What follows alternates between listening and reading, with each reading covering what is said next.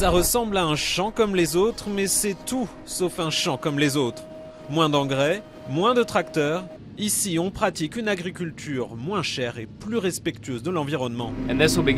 Ici, on va faire pousser du maïs. Différence de taille avec un champ classique, la terre n'est jamais labourée. Elle est tapissée de plantes de couverture. Toute l'année, le sol reste bourré de nutriments. L'exploitation appartient à Mike, qui cultive 1200 hectares ici dans l'Indiana. En 12 ans, on est devenu 100% sans labour. Aujourd'hui, Mike a fait venir Barry du ministère de l'Agriculture. Barry encourage l'utilisation de ces fameuses plantes comme la luzerne, l'ivraie ou le trèfle. Leur travail, capturer l'azote de l'air et le stocker dans la terre, une sorte d'engrais naturel et gratuit.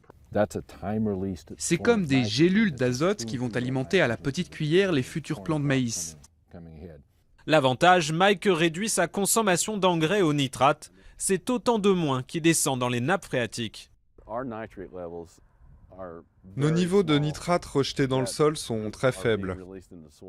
Un champ sans labour n'a rien d'un champ nu comme on les voit en France. Les agriculteurs n'ont plus à passer et repasser avec leurs charrues.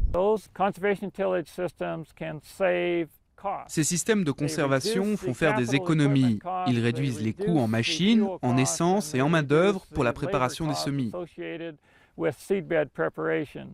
Mike a quand même dû acheter des semoirs spéciaux pour semer son maïs et son soja. L'investissement est important, mais financé à hauteur de 50% par des aides publiques, au nom de la protection de l'environnement.